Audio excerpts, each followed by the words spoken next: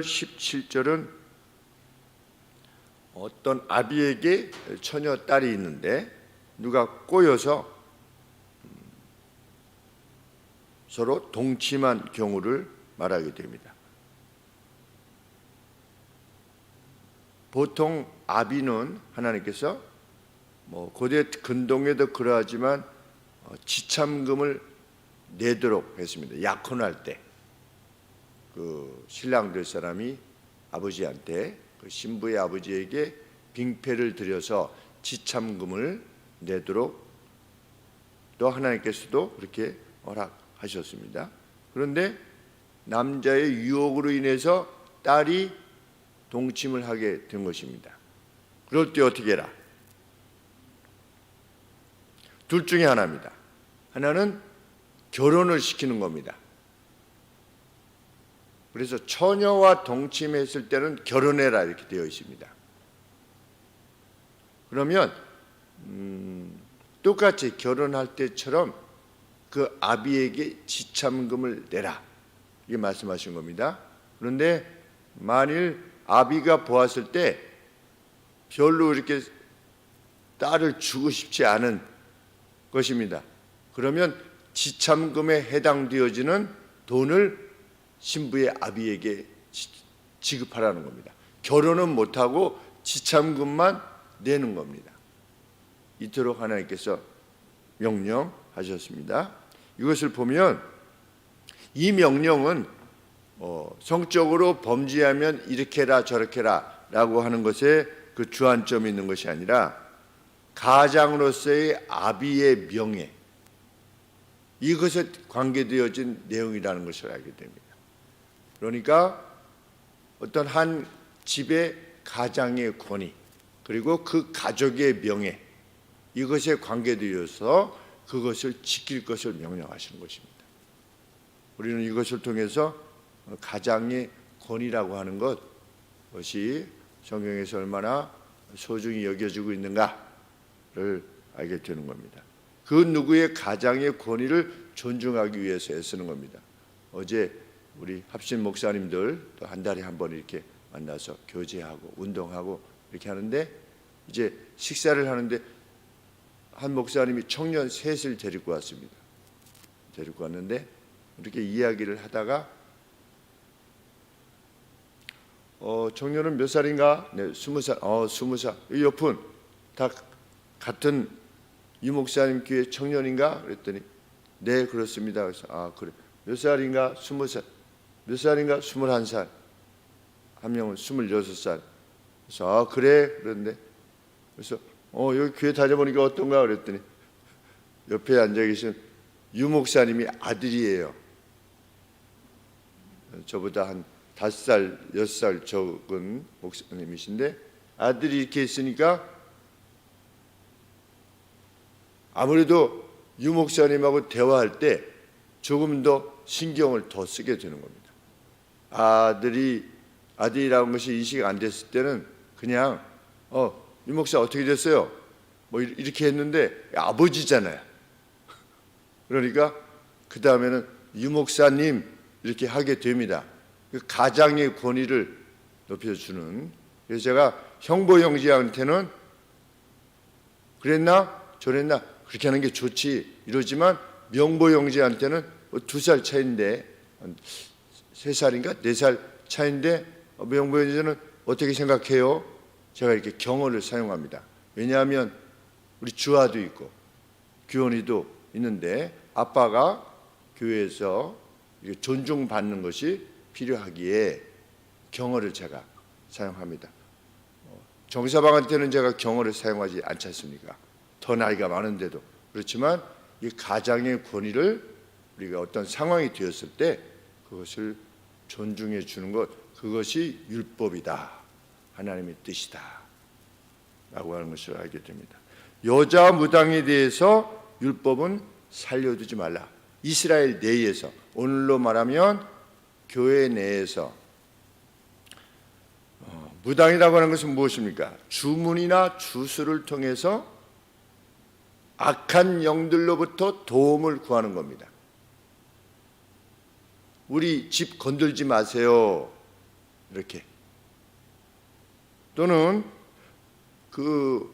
우리 집의 병, 우리 집에 있는 재앙, 이 문제를 해결하려고 하는 겁니다. 다른 어떤 신적 존재로부터. 그래서 늘 말씀드리지만 제주도에는 손 없는 날 귀신들이 다 집회에 간 하늘에 천상회의가 이루어지는데 귀신들이 다 그쪽으로 간 날, 그때 이사할 때는 뭐 2배도 주고 3배도 준다고 하지 않습니까? 아직까지도 그렇게 사람들이 마음에 두고 있는데, 이렇게 말하려는 자는 교회에서, 오늘 교회에서는 출교입니다. 죽이라고 하는 것은 오늘로 말하면 출교인 겁니다. 그리고 또 주문이나 주술을 통해서 이웃에게 불행을 가져오도록 하는 것.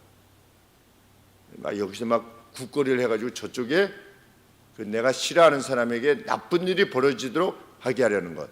이 모든 시도를 하려는 자들은 다 죽이라. 그리고 또 어떤 이들은 누구로 사랑하는 마음을 일으키게 할 수 있다. 여기서 막 해가지고 내가 어떻게 되겠습니까? 뭐 물어보고 해서 뭐 해가지고서 저 사람의 마음에 나를 사랑할 수 있는 마음을 일으켜 주십시오.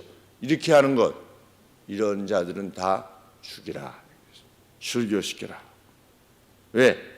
하나님에게만 돌려지는 영예를 악한 영에게 돌리는 것이기 때문이고, 하나님의 정부의 전쟁을 벌이는 것이다. 그것은 하나님이 주관하시는 것인데 하나님의 정부, 하나님의 정권에 도전하는 것이다. 19절 말씀은 수간을 행하는 자야 반드시 죽여라. 동물과 관계하는 자는 반드시 죽여라. 3000년 전에 벌써 이것이 있었던 겁니다. 뭐 수간, 동성애, 이것이 현대에 와서 무슨 인권이 어떻게 돼서 뭐 더 확장되고 이런 것이 아니라 이미 3000년 전에, 3400년 전에 인류의 죄는 뭐 어제나 오늘이나 동일합니다.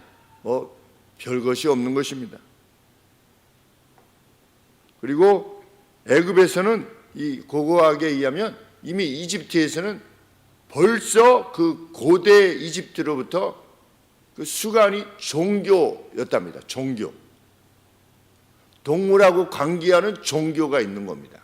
그때 이미 수천 년 전에. 오히려 그때가 더 활성화되어 있다라고 하는 것을 알게 됩니다. 오늘 참 인간이 얼마나 악한 것인지. 그런데 우리 주석의 연구의 내용을 보니까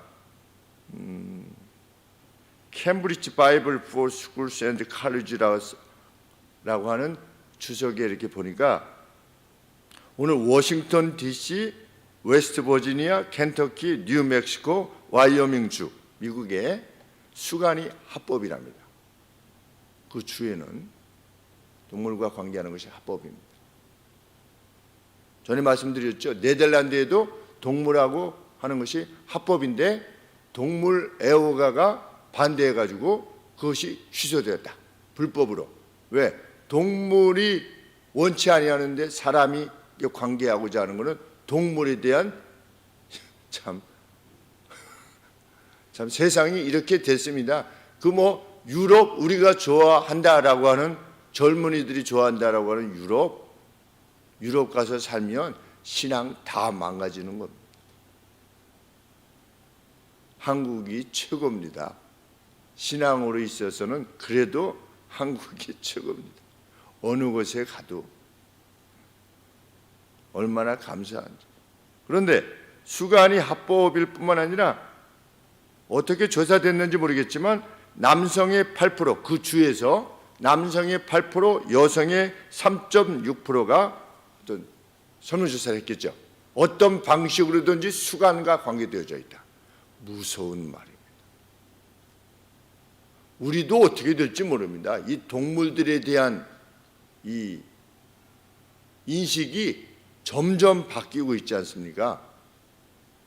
그것이 단지 어떤 뭐 성적인 욕망을 채운다 이런 차원이 아니라 동물과 인간과의 관계를 어떤 성경이 구별해 놓은 것을 점점 상실해 가고 있는 겁니다.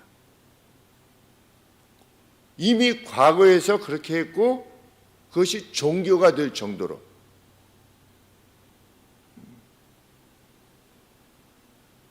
우리나라도 급속도로 무슨 반려동물 이렇게 우리 동물에다가 그렇게 용어를 사용한 적이 없죠. 2000년에 성경에 동물이 반려다라고 쓰지 않았습니다. 배필이라고 하는 용어는 누구에게만 썼느냐? 인간 배우자에게만 사용했습니다. 배필. 브라질에서도 그러하답니다. 성의학 저널이 있는데 섹슈얼 메디슨 그러니까 성적인 치료라고 하는 그런 저널이 있는데 거기서도 이렇게 해보니까 브라질 외곽에 사는 남자들의 34%가 매우 자주 수간을 행하고 있으며 무서운 말입니다. 브라질이 잘 될 리가 있겠습니까? 브라질이 자원도 넘쳐나고 사람도 많고 그런데 의식이 그러하면 그 나라가 복을 받을 수가 없는 것이 명백합니다. 의식 수준이 그러한 그것 다 일맥상통합니다. 그때 김수환 선교사님하고 식사할 때 식당에서 식사할 때 밥을 4명이 이제 사모님하고 이렇게 해서 식사를 하는데 밥을 안 가져왔어요. 그래서 이제 가져오겠지 하고 이렇게 지켜보는데 안 가져와요. 그래서 불렀어요. 불러서 여기 밥이 하나 없다. 선교사님이 밥이 없다. 달라고 그러니까 알겠대요. 근데 가더니 다시 안 와요. 그래서 왜 이렇게 안 오나? 그랬더니 자기 일 보고 있어요. 이상하다. 다시 불렀어요. 여기 지금 밥이 없어서 좀 요청하지 않았냐? 알겠대요. 그랬더니 다시 안 와요. 그냥 일을 보러 다녀요.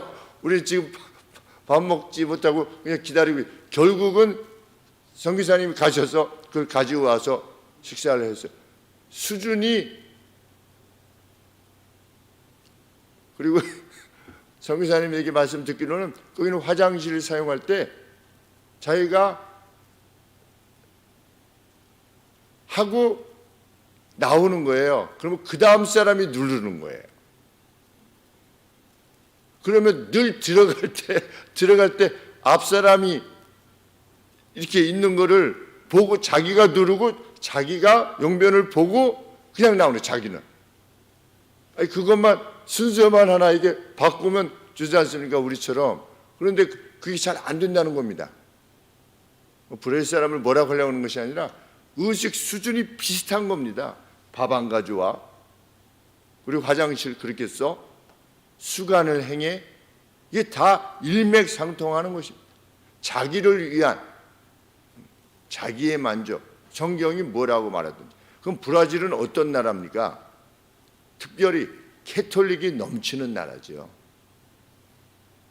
로만 캐톨릭이 거의 국민들의 거의 대다수를 그런데 나라가 그렇게 되는 겁니다. 러시아 정교회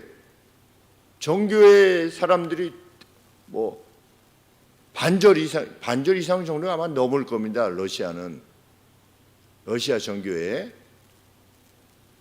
그런데도 우크라이나를 공격 이것도 동방 정교회를 섬기지 않습니까?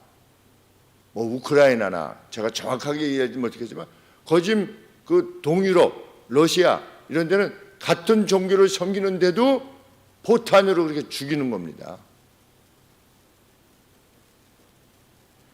그들이 믿는 기독교는 도대체 무슨 기독교인지, 푸틴이 믿는 기독교는 도대체 무슨 기독교인지,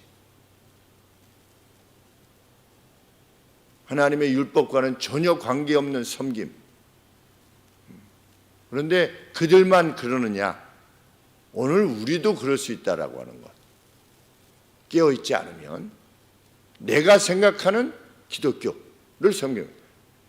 내가 익숙한 기독교, 성경이 말하는 기독교가 아니라 원수를 용서하라라고 하는 말씀 하나만 가지고도 푸틴이 이런 전쟁을 일으킬 수 없겠습니다. 무슨 그들의 성탄절이라고 해서 1월 7일 날을 그들은 성탄절로 한다고 푸틴이 가서 뭐 불 켜고 그 교회에서, 그리고 그 종교 지도자라는 자가 푸틴이 이 전쟁에서 성공하기를 빌어주고, 이게 무슨 종교 지도자입니까? 무슨 기독교. 그런데도 그것이 용납되어지는, 한번 이 하나님의 뜻으로부터 멀어지기 시작하면 개인이나 집단이나 애정이 아니면, 상대에 대한 존중이 아니면 다 율법과 어긋나는 겁니다. 용서, 긍휼, 애정, 선한 일, 자비, 우리 성령의 9가지 열매, 그것이 아니면 다 율법과 어긋나 있는 겁니다. 우리가 오늘을 살 때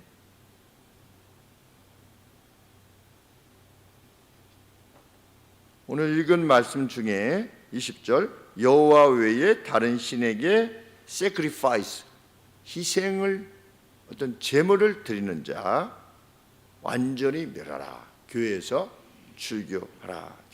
왜? 이 희생이라고 하는 것은 경배의 본질이지요. 그 경배 드릴 때 가장 본질적인 것이 무엇이냐? 희생이었습니다. 제사였습니다. 그 제물을 드리는 이 행위를 다른 신에게 행한다고 하는 것은 그것을 섬긴다는 것입니다. 그런 자는 반드시 출교하라. 그래서 하나님 백성은 살아있지 않은 그 어떤 대상에게도 절하지 않는 겁니다. 살아있지 않는. 박정희 대통령 그 묘소 참배가 있었습니다. 저희 그 반장급들 이렇게 국립묘지 가면은 지금도 기억이 납니다. 이렇게 쭉 올라가서 거기 앞에서 이제 묵념하죠, 묵념. 그때 제가 마음에 굉장히 힘들었습니다. 이거 다른 사람 다 묵념하는데 나는 이거 어떻게 해나, 크리스천으로서 제가 안 했던 것을 기억이 납니다. 이렇게 그냥 이렇게 그때 잘못하면 이제 맞을 수도 있고, 선생님한테, 교련 선생님한테 맞을 수도 있고 이렇게 했는데, 내가 굳이 누구의 묘소 앞에 가서 머리를 숙인다, 뭐 그게 묵념인데 뭘 그러냐라고 할 수 있지만 당시에 그런 마음이었습니다. 살아있지 아니하는 그 어떤 대상에게 내가 예를 표하는 것, 그것은 분명 그때는 예를 표하는 거니까.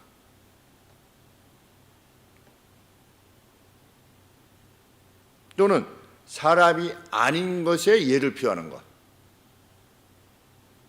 살아있지 아니하는 그 어떤 뭐 큰 나무든지 아니 무슨 뭐 돌이든지 예를 표하는 것, 그것은 하나님께서 허락지 아니하신 것이다. 그래서 예수님도 말씀하셨습니다. 가이사의 것은 가이사에게, 하나님의 것, 하나님의 영광은 하나님께 돌려라. 내가 신이라고 하는 황제에게, 아우구스투스 황제에게 신적인 영광을 돌릴 수 없다, 이렇게 선언하셨습니다. 아우구스투스에게 뭐 절하느냐 아니냐 이 차원을 떠나서 그가 신으로서 요구하는 것을 허락할 수 없다 라고 예수님이 명백하게 말씀하셨습니다.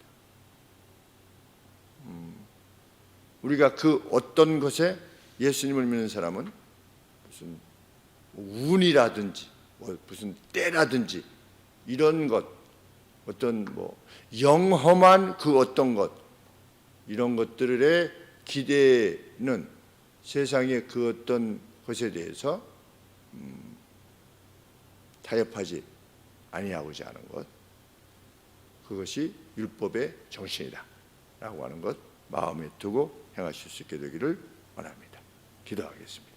하나님, 오늘 주신 이 말씀들 여러 우리 삶의 내용들에 대해서 밝혀주셨는데 마음으로 또 깊이 묵상하며 어떤 점이 이 율법에 일치하는 삶일 수 있는지 또 한번 깊이 하나님 옆에 구하는 이 시간 될 수 있도록 도우시옵소서. 하나님, 수술 후에 또 이렇게 퇴원케 하시니 감사합니다. 또 이 모든 과정에 있어서 하나님께 원망하는 것이 아니라 기쁨과 감사로만 받을 수 있는 참 권사님, 집사님이실 수 있음이 너무나 기쁘고 감사합니다. 하나님, 이 과정을 통하여 하나님께서 이루고자 하시는 섭리의 내용이 있는 줄 믿습니다. 이후에 우리에게 보여주실 수 있다고 저희들은 믿습니다. 하나님 감사합니다.